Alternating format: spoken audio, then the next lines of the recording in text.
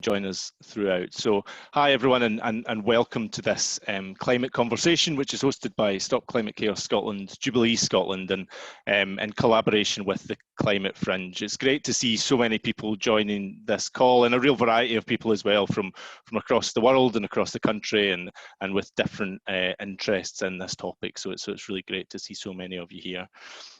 We have people tuning in from across the world, including one of our speakers, Selim Huck, who's tuning in from Bangladesh. I had expected to say now that Selim is running late.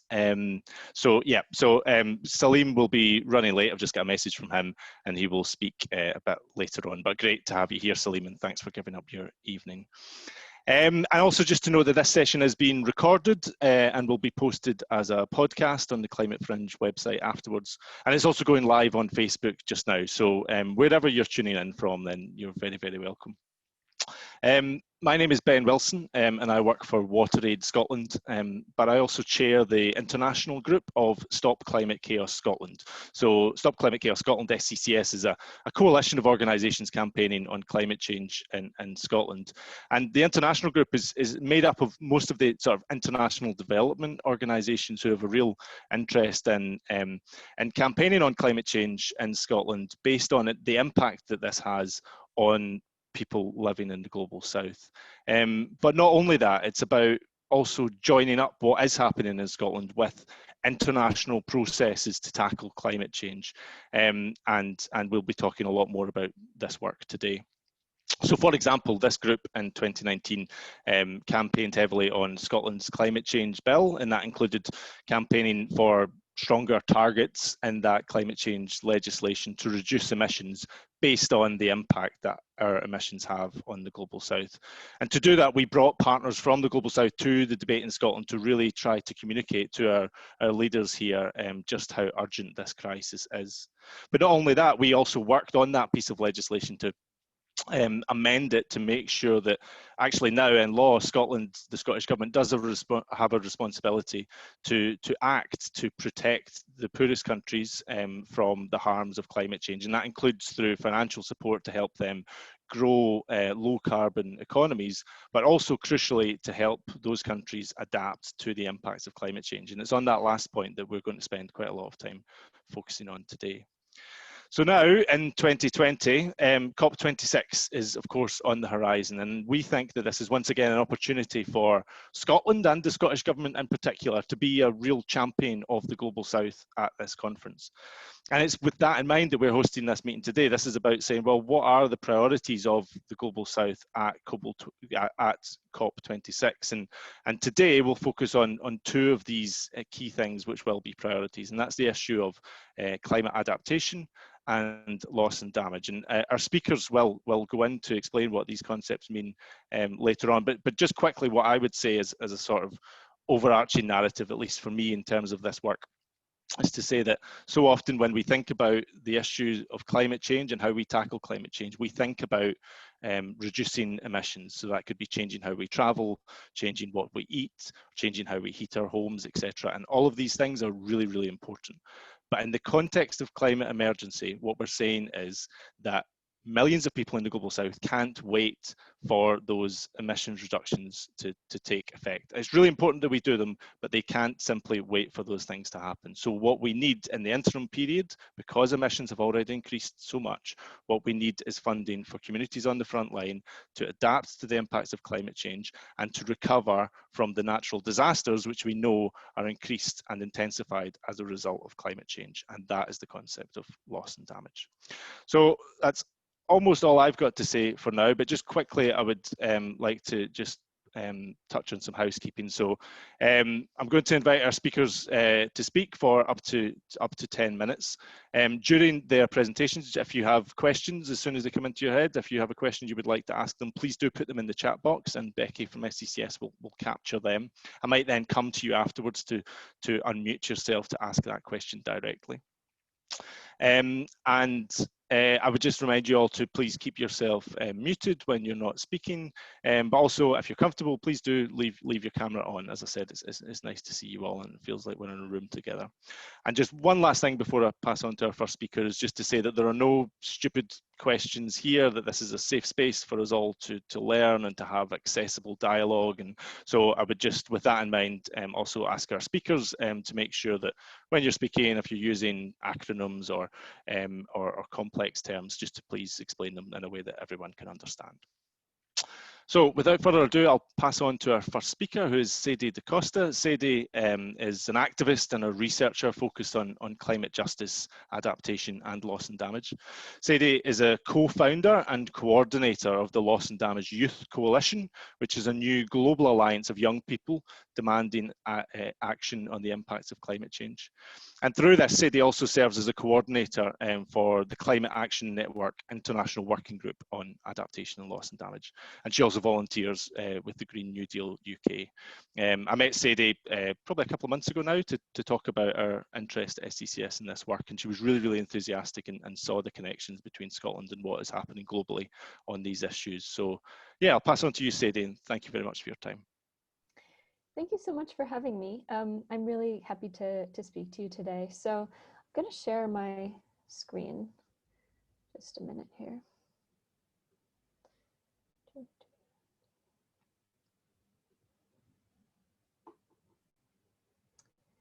And I can assume that you can see that. I'm going to present my slideshow. So yes, as Ben said, my name is Sadie, and I'm going to be talking to you about loss and damage today. So when we talk about loss and damage, we're talking about the most severe impacts of climate change from which to which it's difficult to adapt. So some examples of loss and damage in real life include this photo on the top right in Kiribati in the Pacific Islands, where people are having to relocate due to rising sea levels. On the left, we have a photo from Australia, the wildfires that killed more than 1 billion animals due to an extreme season. And then down the photo in the bottom right is from the Philippines just recently, which was hit by, I think it was 4 typhoons within the month, in one of the most severe storms that they've ever seen. So these are some of the things that kind of goes beyond, you know, your ability to kind of change what you're doing. You really need to actually prepare for and respond to these extreme climate impacts. Just a little brief story about how loss and damage affects me and where I'm from. I'm from Vancouver in Canada, and every summer we see our forest fires becoming more and more severe, to the point where we have a season every year where for a few days or a few weeks, the sky is filled with smoke from the fires, even in Vancouver, and the air quality becomes some of the worst in the world. And I think it should also come in the context of you know, living in a place that is still really actively expanding their fossil fuel infrastructure. And I actually first got involved in climate activism in opposition to an oil pipeline that was set to expand in my hometown. So I say here, loss and damage finance is the biggest climate justice fight you've never heard of.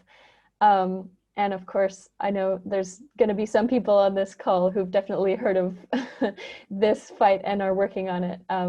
But in general, I think the reason I say that is because loss and damage finance is something that affects so many people in the world, many people living in the global south, and yet it's really not widely talked about. not only in the general public, but even within climate change circles. So while loss and damage is affecting people around the world, there is no specific climate funding that is earmarked for addressing loss and damage. Often the costs of response to climate impacts is borne by the humanitarian sector, which is already underfunded. But actually the majority of the burden falls on the people living in the global south who did the least to cause climate change, but have to pay for the damage to their property and bear the emotional toll of the loss of lives and livelihood.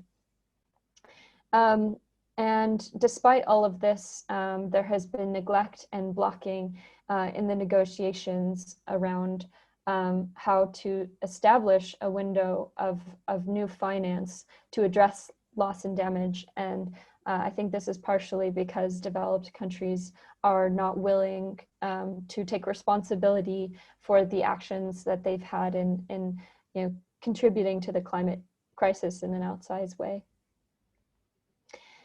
And it was through frustration with this process that we launched the Loss and Damage Youth Coalition. We saw that developed countries were delaying despite our best efforts to influence the negotiations. And so we felt the need to build pressure for governments to respond and meet the needs of people who are suffering due to the impacts of climate change. And to build space for the meaningful inclusion of youth perspectives, as we found often as young people that we were marginalized in climate change decision-making spaces.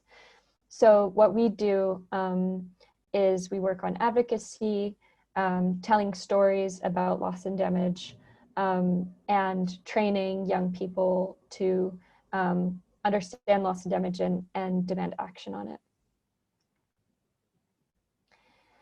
And we recently sent a letter to the UK COP26 presidency with our demands on loss and damage. The first is to take political leadership to make loss and damage a priority, really make sure that it stays on the agenda and it's important. Commit to establishing a new window of finance for loss and damage and funding that window.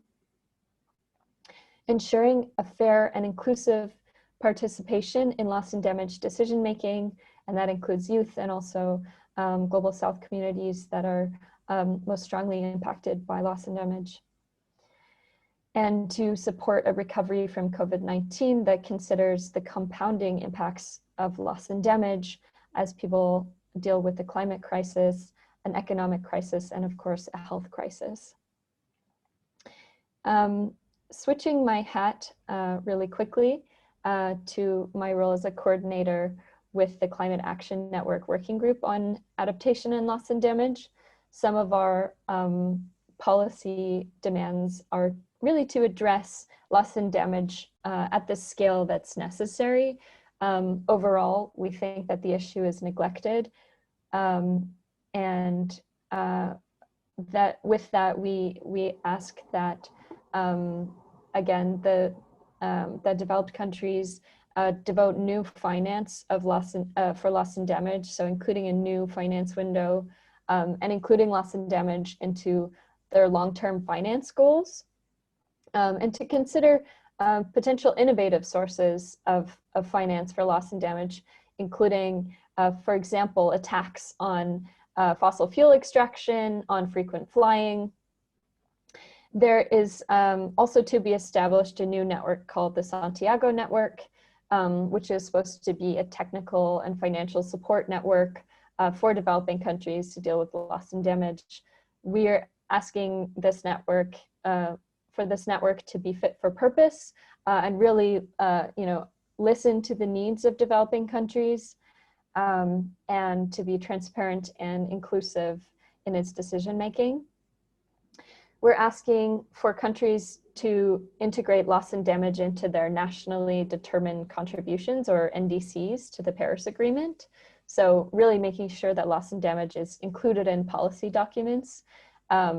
So either, you know, outlining the scale of countries' needs on loss and damage and their plans to address it, or outlining their plans to commit new funding for loss and damage. And there's also a new working expert group on action and support that the UN Secretariat is, that the loss and damage mechanism is setting up.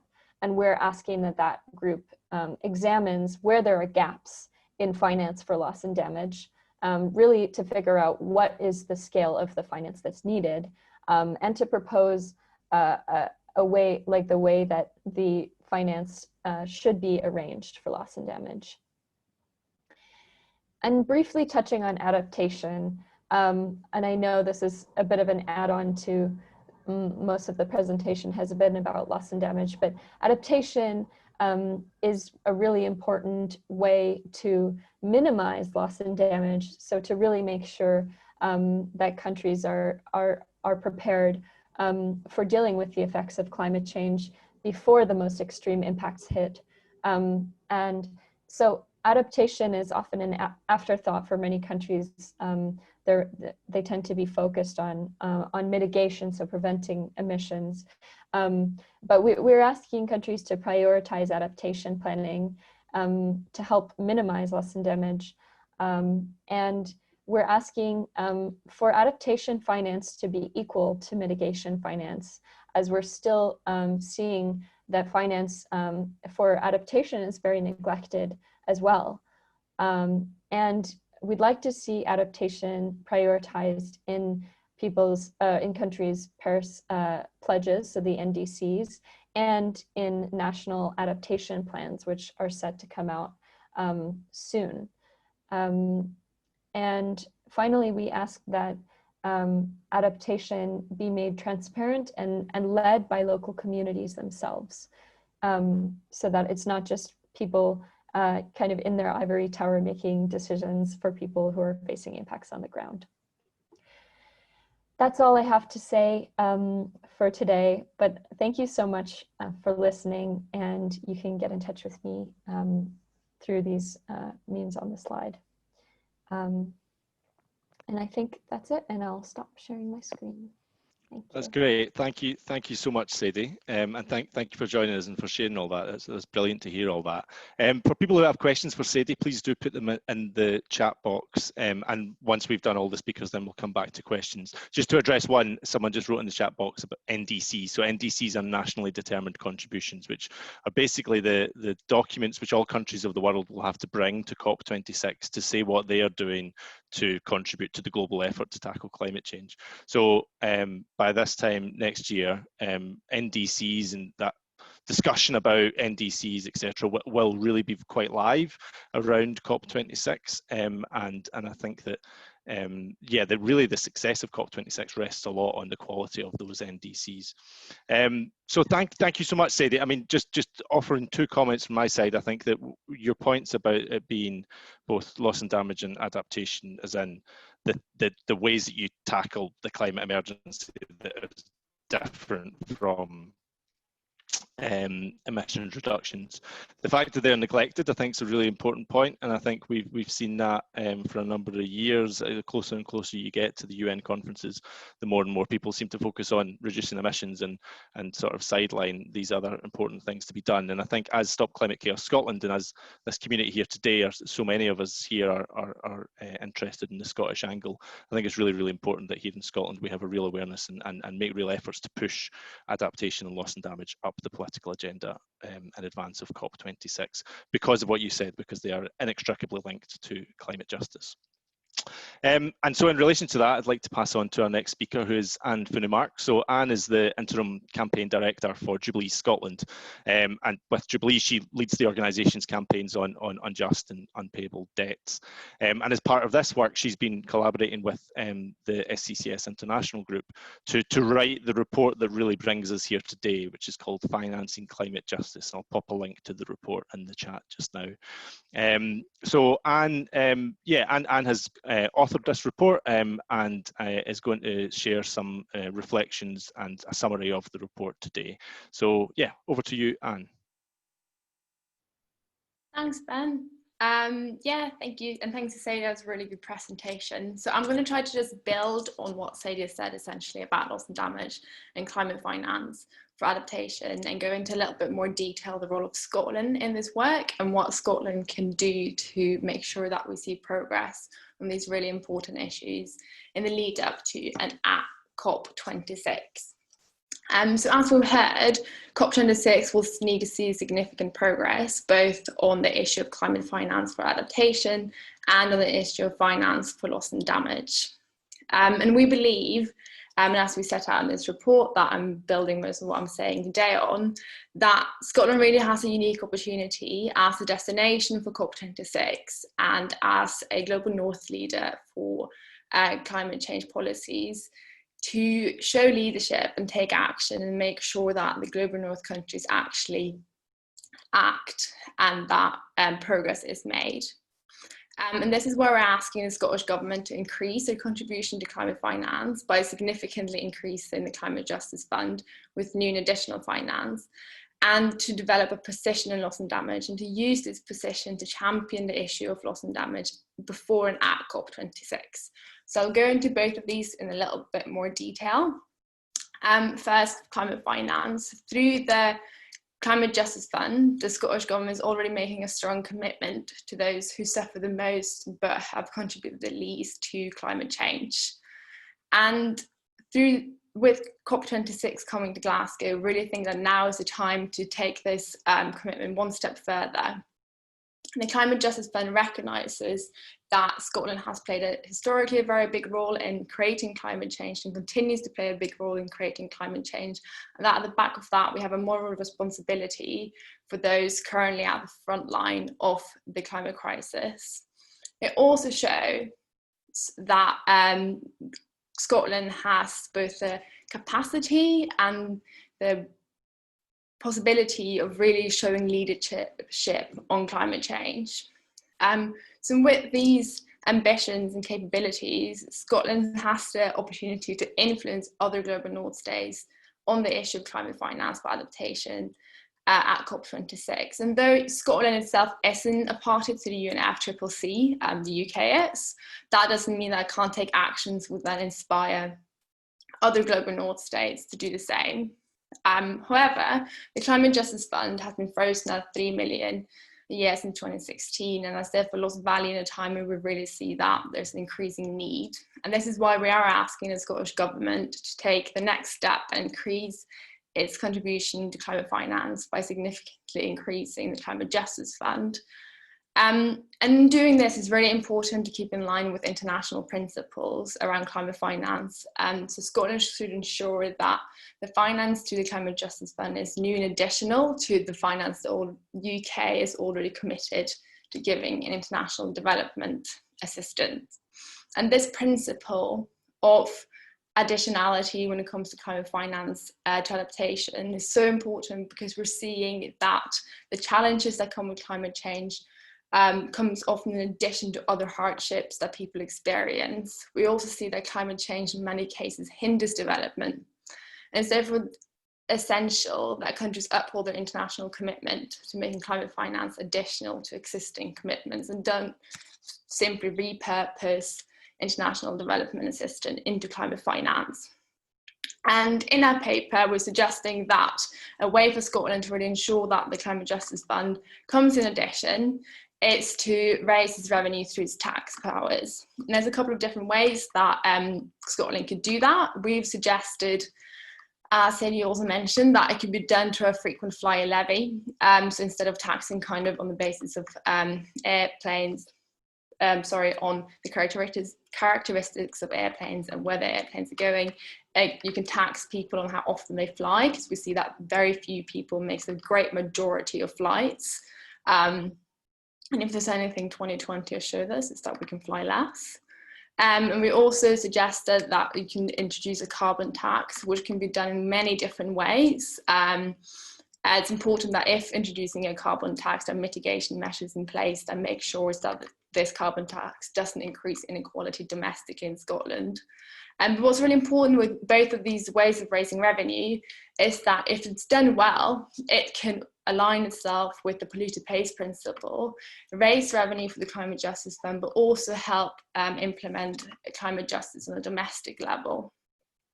And by doing this, by increasing the Climate Justice Fund, Scotland would then build a foundation on which it can call on other countries to do the same, making sure that we reach our climate finance goal, but also make progress towards establishing a new long-term finance goal.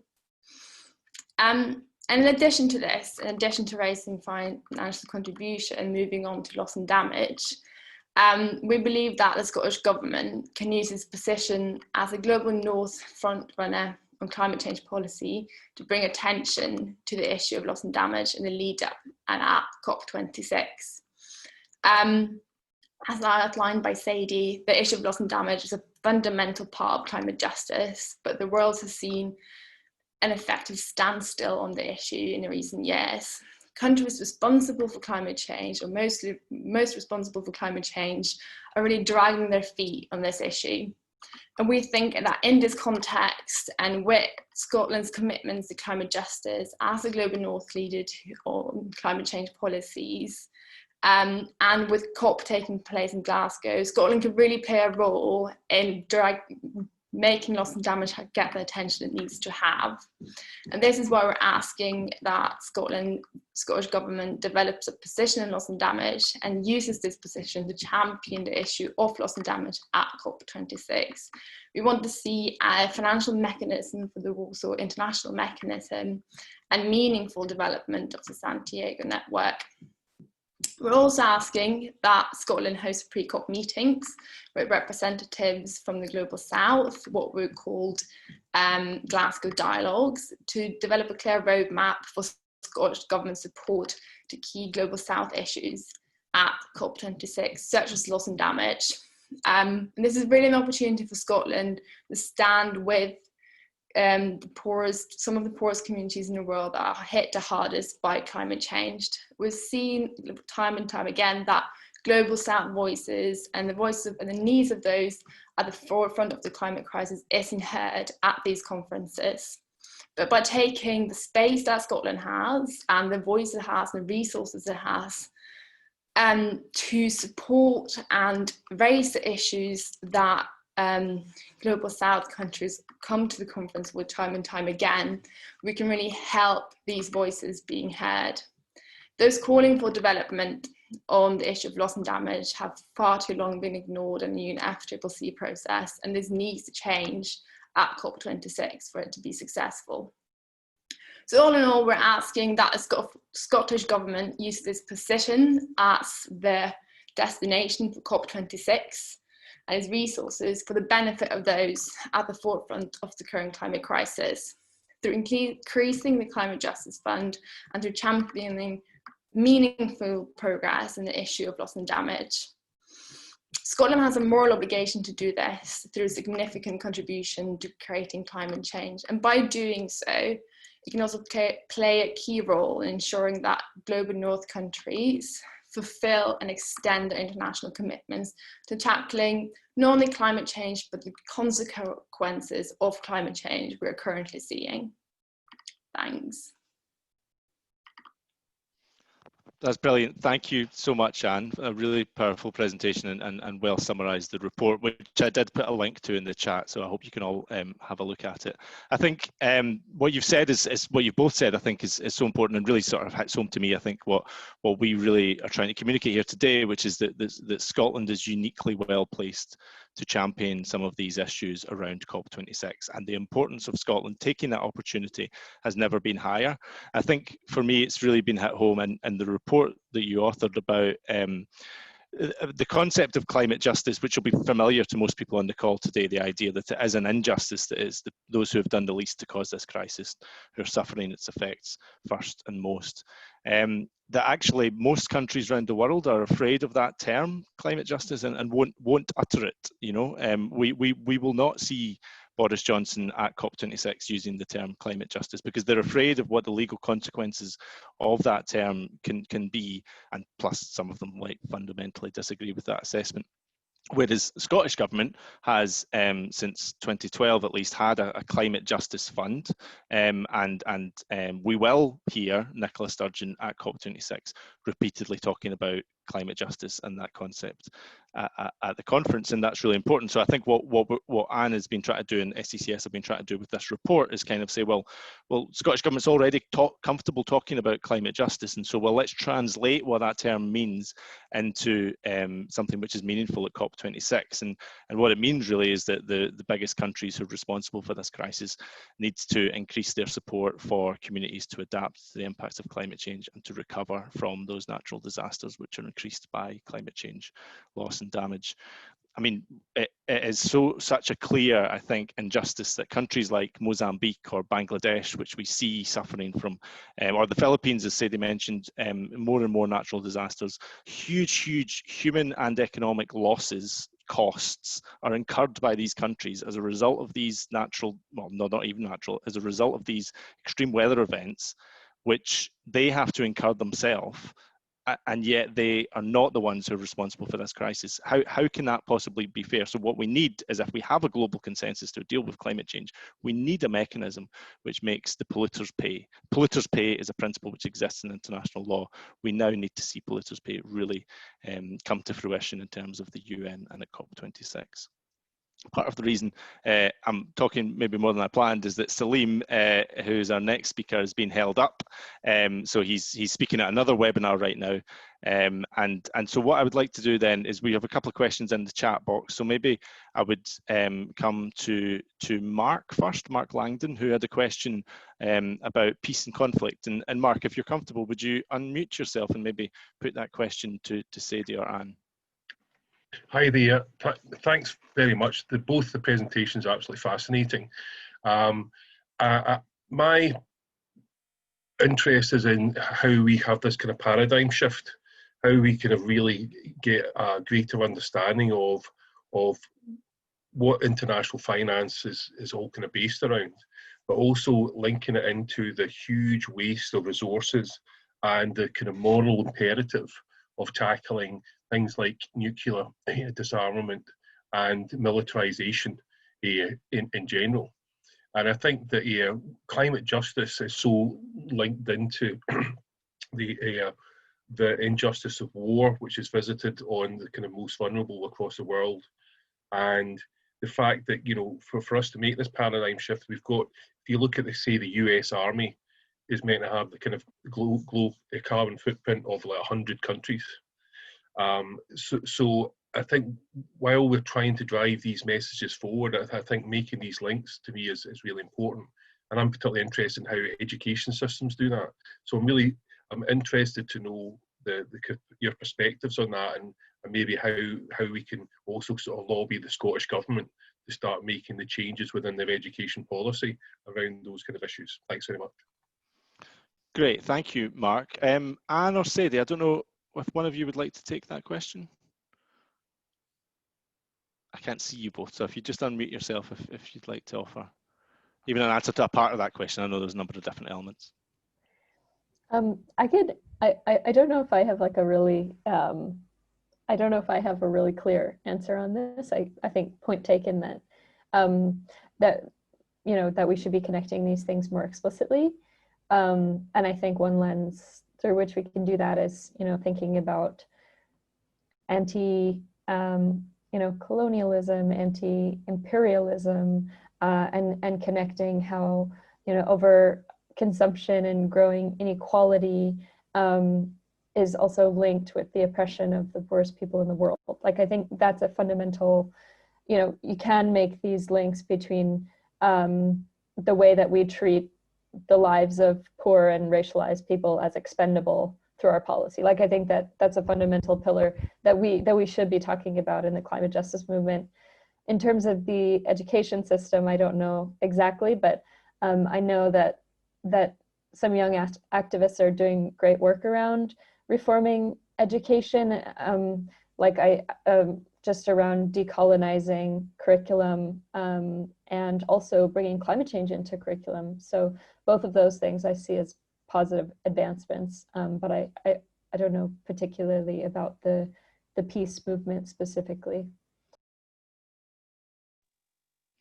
Thank you, Sadie. And I think it's such a big and broad question, Mark, but a useful one to ask. And I think you're right, Sadie, that this idea that what we're seeing from the youth anyway is much more kind of intersectionality and much more complex and diverse movements to kind of tackle the common themes between multiple injustices, including climate and war.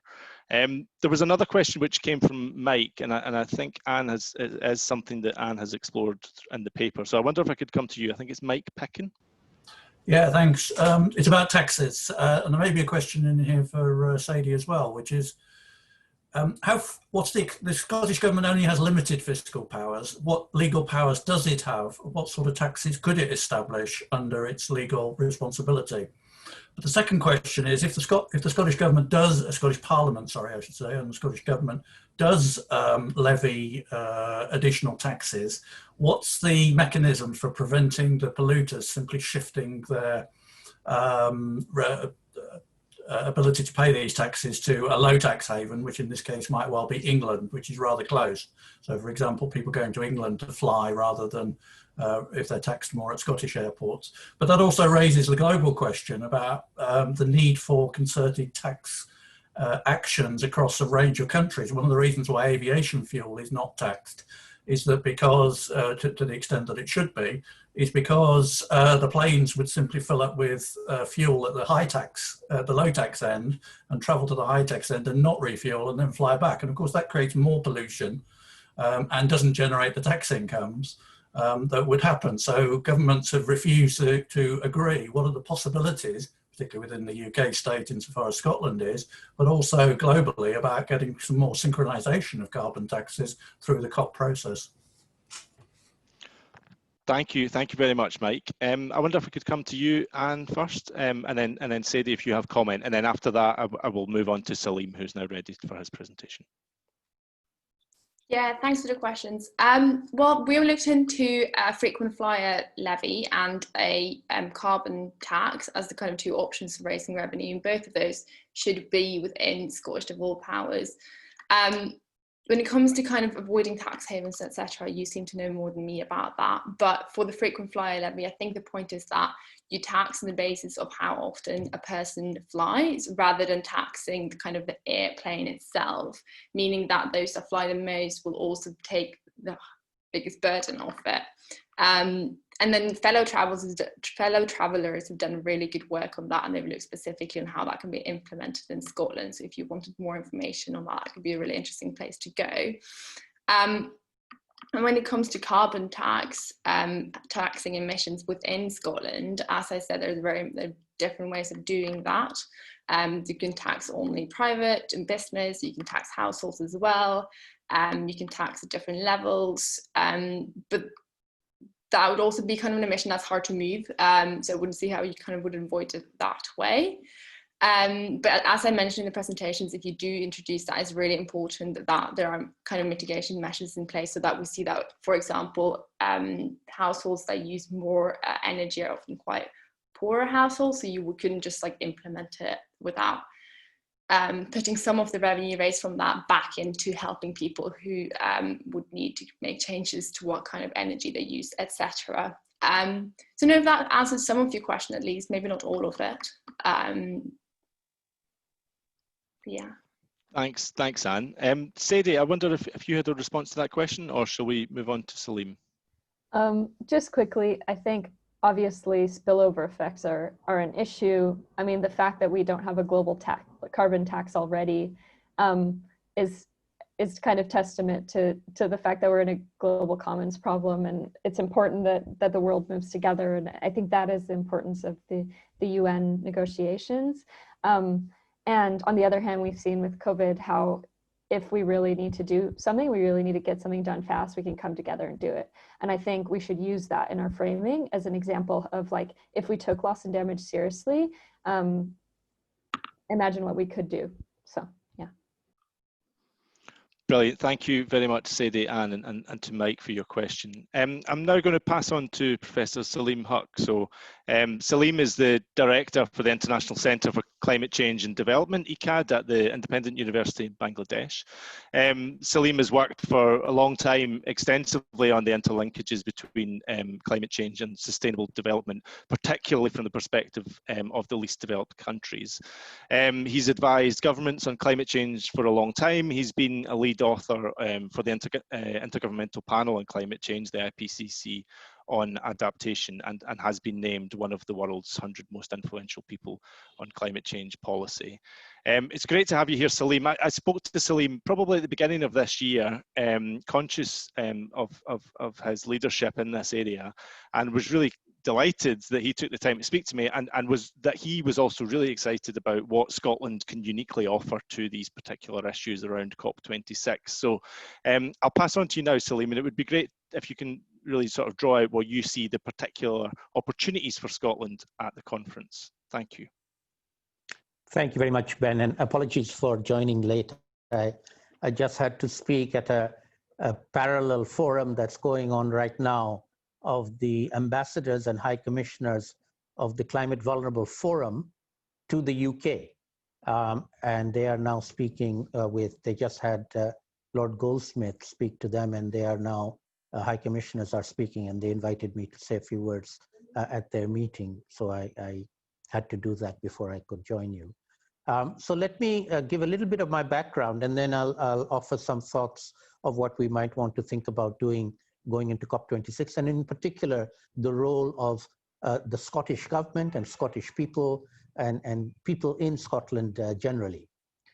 So the first thing to note is, as Ben has mentioned, I am an advisor to the least developed countries in the climate change negotiations, particularly on the issue of loss and damage, which I've overheard. I was listening in to the conversation going earlier, so I've heard some of it. That you have been talking about.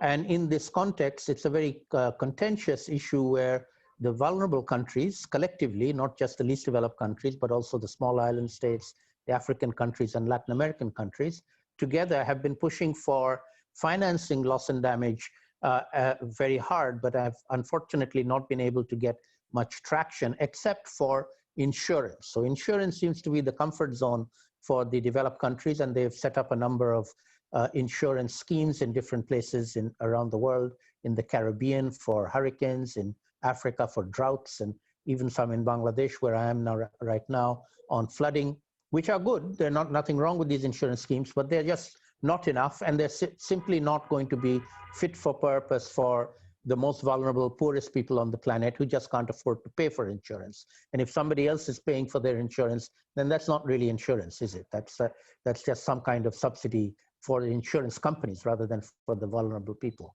And so what we have been arguing for is that we need to have some level of finance, innovative finance for a loss and damage for people in the vulnerable countries, particularly the poorest, and it needs to go beyond insurance. That's the argument we make. And when we talk about innovative finance, we're talking about ways in which we might be able to make the polluters pay. It does not necessarily have to come from government exchequers by the public purse, but it could be from making polluters pay. There's many schemes that have been discussed, and I heard a couple being talked about here. Airline passenger levy is something that the least developed countries have put forward. There's a tax on polluting companies that would make a lot of sense. Fossil fuel companies, taxing on maritime shipments, etc. So there are many different ways in which polluters can be identified and taxed or levied for them to put money into compensating the victims of their pollution. And so applying the polluter pay principle in a practical way is something that we think we can explore, and something that civil society can be a vanguard in exploring, even if governments are not willing to take them up. So a lot of pressure from civil society is indeed something that we're going to require. Also, I just mentioned the Climate Vulnerable Forum, which is, as I said, the ambassadors and high commissioners in the UK are meeting right now. That is another forum that cuts across the negotiating groups that I mentioned, the least developed countries, Africa, AOSIS, Alliance of Small Island States, and ILAC, which is a Latin American group. It's drawn from all of these groups, and it's at a leadership level. It's presidents and prime ministers who belong to the Climate Vulnerable Forum. Every 2 years, it changes leadership, and this current 2-year period is led by the Prime Minister of Bangladesh, Sheikh Hasina, and she will be the chair of the Climate Vulnerable Forum going into COP26, and she has already written to Boris Johnson as the UK Prime Minister and President of COP26, offering to engage with him, on the one hand, to ensure that we get ambitious targets, ambitious NDCs, national determined contributions, to keep the global temperature below 1.5 degrees, but on the other hand, to also address this innovative finance for loss and damage issue, which is a very contentious issue. Last year in COP25 in Madrid, this was one of the issues that took it into overtime for over 2 days, and it was not resolved. We did not get what we wanted, and we are going to be pushing for it again in COP26. And if we don't get it, we will declare COP26 a failure as well. So the COP presidency has been warned. Now, what can we do? What can civil society do, and what can Scotland do? So I would suggest 2 things. Firstly, civil society in Scotland should be joining forces with the Climate Vulnerable Forum countries, the least developed countries, other civil society groups who are helping and supporting our negotiating stances in the negotiations, coming up with ideas of how these issues can be resolved and dealt with, and getting public support, which is extremely important. The public support is the countervailing force against the fossil fuel companies, who are already extremely powerful and, in fact, control some governments as well. And so that's going to be extremely important. The other element that I think might be worth exploring is the possibility of the Scottish government, particularly under the leadership of the First Minister, Nicola Sturgeon. Our Prime Minister, my Prime Minister from Bangladesh, Sheikh Hasina, is planning to attend COP26. So hopefully it will be available, it will be possible to attend in person.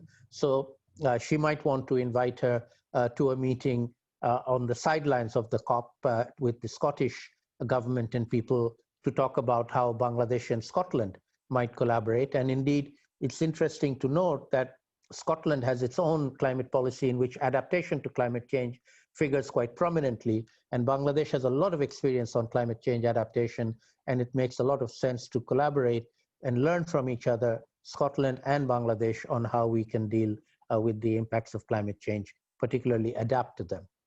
And finally, let me also mention another important stakeholder group, if you like, which is the Bangladesh diaspora in the UK. There are many thousands, hundreds of thousands of Bangladeshi origin people. Nowadays, they're British citizens as well, who live in the UK, many of them in Scotland, many of them in Glasgow. And we are trying to reach out to the Bangladeshi diaspora in the UK and in Scotland to engage with us in the run-up to the COP and during the COP as well. So that's another constituency in Scotland that you can reach out to and bring on board. And I'd be very happy to put you in touch with people to ensure that we can do that. So we need a multi-track a strategy of engaging from the local level, people level, to the government level of Scotland and Bangladesh and the climate and the vulnerable countries more broadly. Thank you. I'll stop there, and I'm happy to take questions later. Thank you. That's great. Thank you so much, Selim, for taking the time, and especially given your other commitments.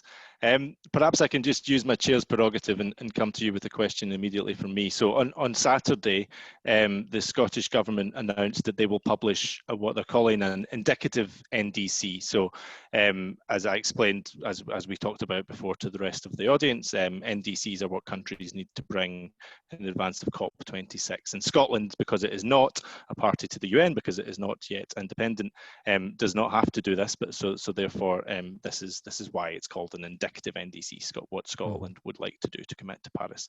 Selim, what do you think that the Scottish Government should include in that indicative NDC? Well, right now, every NDC, and interestingly, the Climate Vulnerable Forum countries under the leadership of Prime Minister Sheikh Hasina has declared a climate midnight climate survival campaign, which reminds every country that they have until midnight on the 31st of December 2020 to submit their revised NDCs. This was an agreement as part of the Paris Agreement, under which the original NDCs were to be updated in 2020, in 5 years' time, and the deadline is the 31st of December, which is why many countries are pushing forward their ideas, including Scotland. So what we want every country to do, and this is every single country, including the vulnerable countries, we are going to do our NDCs as well, is to make the ambitious mitigation targets in line with keeping the global temperature below 1.5 degrees.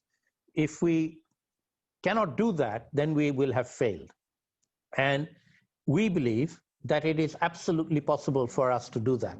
And the way in which you judge whether a country, in your case, Scotland, is actually providing a commensurate level of mitigation targets is essentially how long do they propose to take to come to net zero emissions. Some countries are going for 2060. China has said 2060. European Union says 2050. California, the state of California has said 2045. The United States under President-elect Biden hopefully will be coming in and probably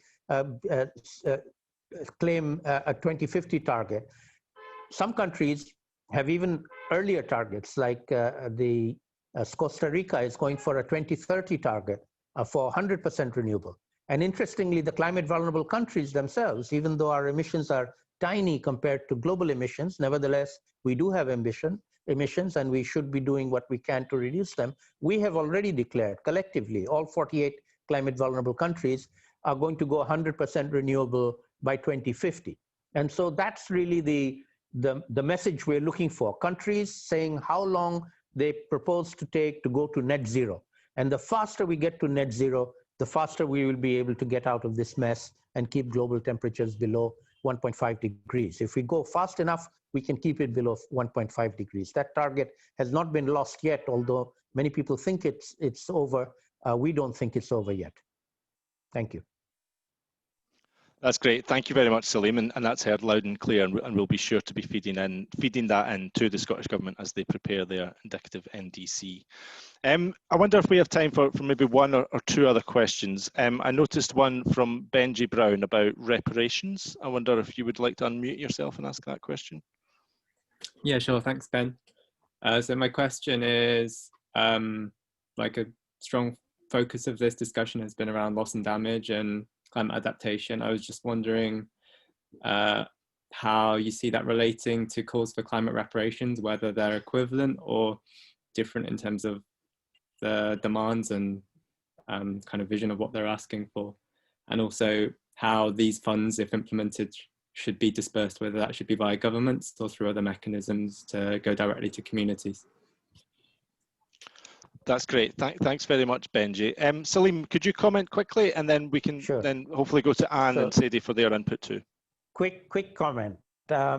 Reparations, in my view, are morally correct, but politically extremely difficult, if not impossible. So right now, when we ask for funding innovative finance for loss and damage, we're not really talking about reparations. We're talking about current funding, current loss and damage, and whichever countries wish to contribute, they can contribute. We're not even calling it liability or compensation. We're just saying contribute in support of people losing their livelihoods. But in a fair world, in a morally correct world, it would include reparations for past harm as well as for current harm. But right now, all we're asking for, the current polluters should pay the victims of their pollution. That should be a starting point. Great, thank you, Selim. Sadie, you next, if that's okay. Yeah, I've been thinking about this, and actually, I'd be happy if you've been thinking about this question to discuss this offline as well, because as a new, having started a brand new youth initiative on loss and damage, I think we should be talking about reparations, and I'm still working out kind of the framing that we'd like to take on that. I think fundamentally the polluter pays principle and the historical responsibility arguments are similar in the reparations and the finance for loss and damage discussion.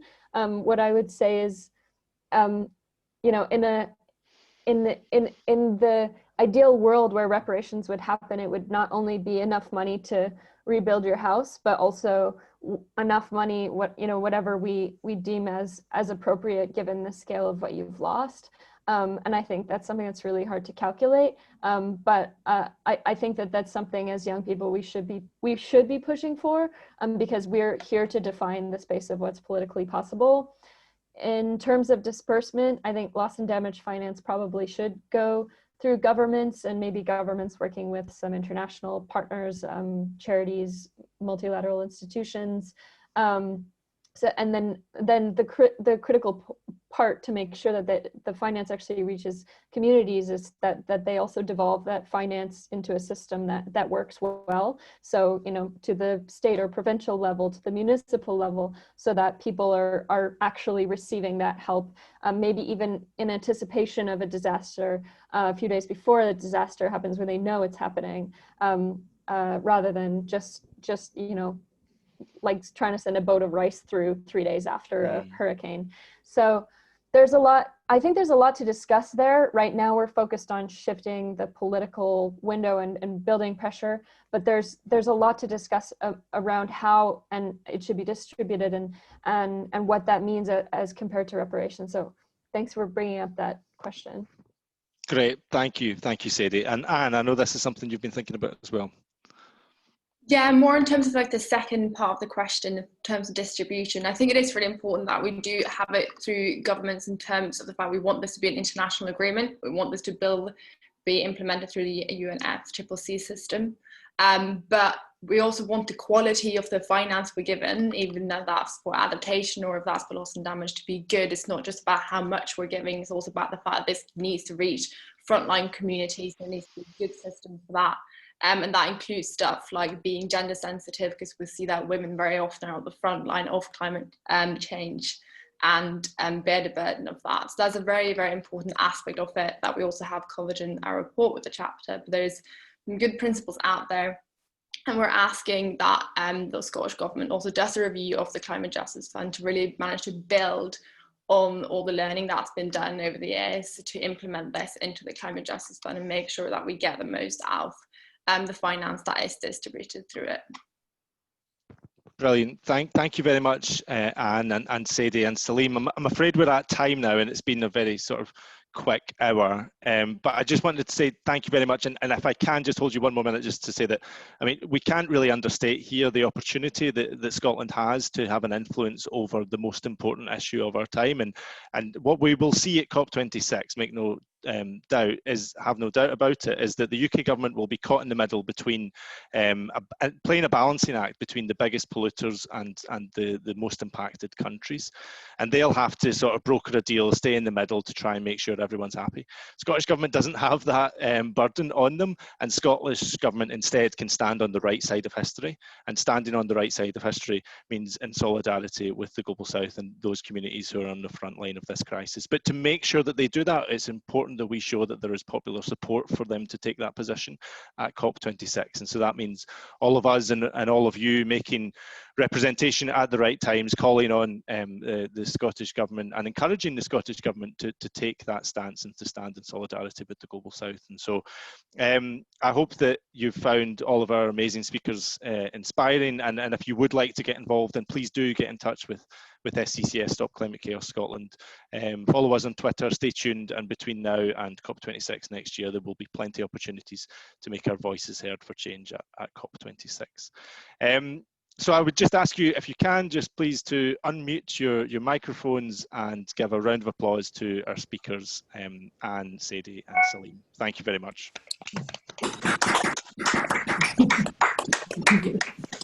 Great, thank you. Take care, everyone.